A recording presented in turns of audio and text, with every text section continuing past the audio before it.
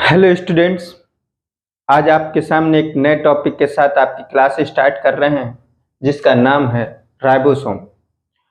ये cell biology में cell के अंदर पाया जाने वाला एक मुख्य कोशिकांग है राइबोसोम। राइबोसोम की अगर बात करें तो राइबोसोम की खोज सर्वप्रथम रॉबिन्सन एंड ब्राउन ने किया था और वो भी सेम की जड़ों की कोशिकाओं में देखा था। लेकिन इसके खोज का जो श्रेय है वो पैलाडे को जाता है।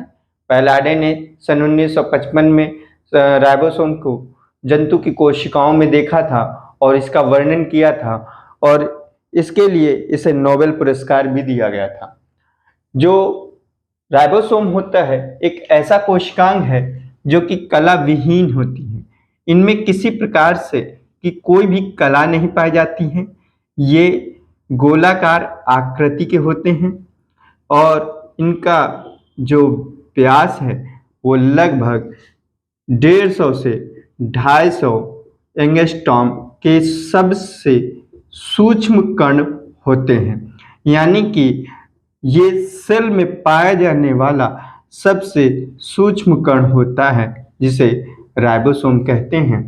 राइबोसोम ये मुख्यतः किसमें पाया जाता है तो ये प्रोकैरियोटिक और यूकैरियोटिक, ये प्रोकैरियोटिक एंड यूकैरियोटिक दोनों प्रकार के सेल में पाया जाता है। दोनों प्रकार के सेल में पाया जाने वाला ये कोशिकांग है। और प्रोकैरियोटिक और यूकैरियोटिक सेल में जैसे कि ये अगर प्रोकैरियोटिक तो जीवाणु, नीले हरे शैवाल, कोई भी जीव हो, ये प्रोकैरियोटिक जीवाणु, नीले हरे शैवाल हो या मतलब कि जितने भी सूक्ष्म जीव है उसमें भी पाया जाता है। और यूकैरियोटिक जिनके शरीर की कोशिकाओं में, जिनके कोशिकाओं में केंद्रक पाया जाता है उनमें भी राइबोसोम पाए जाते हैं। ये राइबोसोम जो प्रोकैरियोटिक है वो सेल के अंदर, क्योंकि उसमें केंद्रक नहीं पाया जाता है, जबकि यूकैरियोटिक में माइटोकॉन्ड्रिया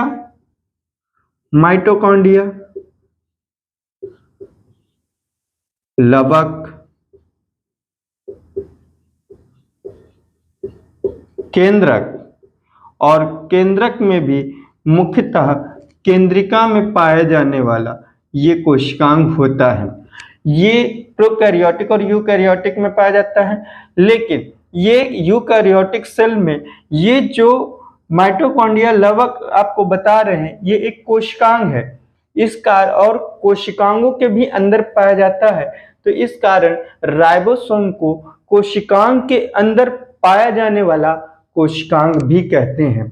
यानी राइबोसोम को माइटोकॉन्ड्रिया और लवक में पाए जाने के कारण इसे कोशिकांग के अंदर पाया जाने वाला कोशिकांग भी कहते हैं। इसके बाद अगर इसकी चर्चा करते हैं तो ये जो कोशिकांग है ये बने किसके होते हैं तो ये आरएनए प्लस प्रोटीन की समान मात्रा,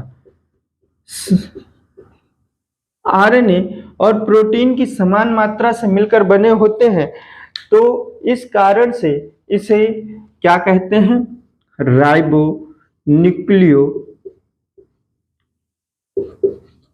प्रोटीन, राइबो न्यूक्लियो प्रोटीन के नाम से भी जाना जाता है। यानी राइबोसोम को राइबो न्यूक्लियो प्रोटीन के नाम से भी जानते हैं। अब यहाँ पर बात करते हैं कि जो राइबोसोम होते हैं ये दो प्रकार के होते हैं। राइबोसोम उसके आकार के आधार पर देखें तो ये दो प्रकार के होते हैं। ये दो प्रकार कौन कौन से हैं तो एक होता है 70S टाइप का राइबोसोम और दूसरा है SCS टाइप का राइबोसोम। तो राइबोसोम के प्रकार के बारे में बात करते हैं। तो ribosome are two types, first 70S type के ribosomes and second 80S type के राइबोसोम। ये 70S और 80S टू टाइप्स के राइबोसोम होते हैं। तो और ये जो 70S टाइप के राइबोसोम होते हैं ये किस में पाया जाता है तो ये प्रोकैरियोटिक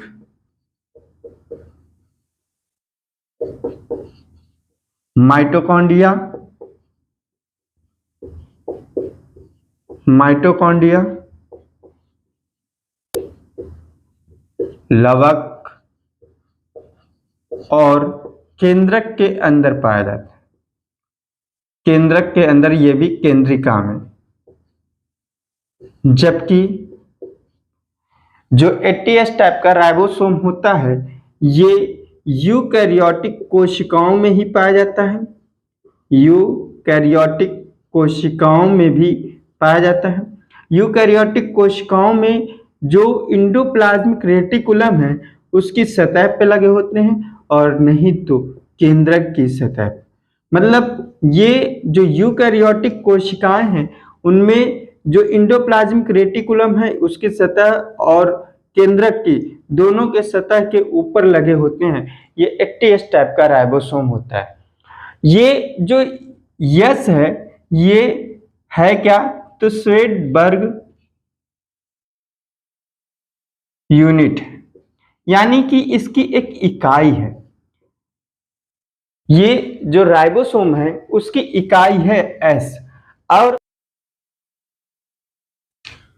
तो यहां पर हम देखें जो 70S टाइप का जो राइबोसोम होता है वो 2 सब यूनिट से मिलकर बनता है, जो 30S और 50S होता है।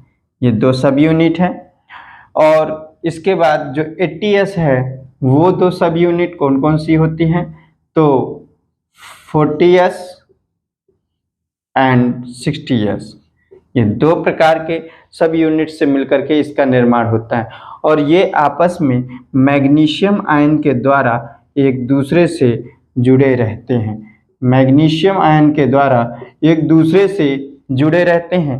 अब इसमें भी देखते हैं जो 30S और 50S टाइप की जो सब यूनिट है ये भी सब यूनिट और प्रोटीन से मिलकर बने हैं। तो इसमें हमने आपको बताया कि यहाँ पर जो प्रोटीन है, जो आपके ये सब यूनिट है या आपका राइबोसोम है, ये आरएनए और प्रोटीन से मिलकर बने होते हैं। यहाँ पर प्रोटीन देखा जाए तो कौन कौन, प्रोटीन और आरएनए, और उसमें भी आरआरएनए, राइबोसोमल आरएनए पाया जाता है।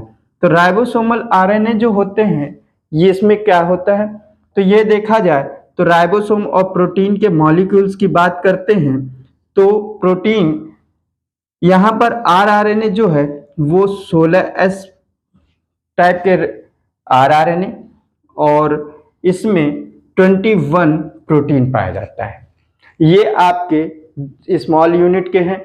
जबकि 50S में क्या होता है, तो इसमें 23S प्लस 5S और प्रोटीन के जो मॉलिक्यूल्स हैं वो 34 प्रोटीन्स पाए जाते हैं। तो ये 30S और 50S टाइप में पाए जाने वाले आरएनए और प्रोटीन के मात्रा है। जबकि 40S टाइप में पाए जाने वाले जो राइबोसोम्स होते हैं उसमें क्या होता है, तो इसमें देखा जाए तो 80S टाइप के आरआरएनए 80S प्लस इसमें क्या होता है, तो 30 प्रोटीन के मॉलिक्यूल होते हैं। इसके अलावा जो 60S होता है इसमें 28 जो होता है 28S प्लस 5.8 प्लस आपके 5, ये 3 प्रकार के राइबोसोम्स। और इसके अलावा इसमें राइबोसोम्स में वही आरएनए और 45 प्रोटीन मॉलिक्यूल्स, ये इससे मिल करके 460S का निर्माण होता है। तो ये इनकी सब यूनिट हो गई। अब इसके बाद एक विशेष बात बता देते हैं कि आप लोगों ने डाइमर नाम सुना हो या ना सुना हो, कि डाइमर क्या होता है और पॉली राइबोसोमल क्या होता है। यहाँ पर डाइमर और पॉलीराइबोसोमल ये क्या होते हैं, तो डाइमर में देखिए,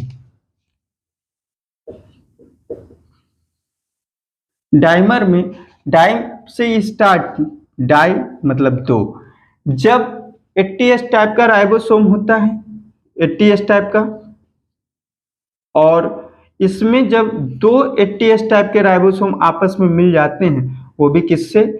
मैग्नीशियम आयन से। यानी कि एक 80S टाइप का राइबोसोम और दूसरा 80S टाइप का राइबोसोम जब मैग्नीशियम आयन के साथ मिल जाता है तो उसे डाइमर कहते हैं। जबकि पॉलीराइबोसोमल क्या होता है? तो पॉलीराइबोसोमल में जब mRNA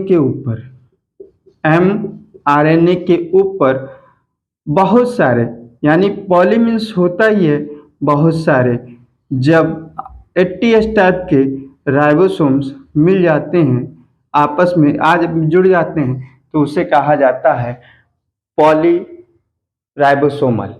यानी कि बहुसूत्र या फिर पॉलीराइबोसोम या पॉलीराइबोसोमल। इस तरह से ये डाइमर और पॉलीराइबोसोम के बारे में बता दिया गया। अब अगर बात करते हैं तो इसके कार्य के बारे में, फंक्शन के बारे में, तो इनका जो फंक्शन है वो क्या है? तो इसका मुख्य कार्य प्रोटीन का संश्लेषण करना।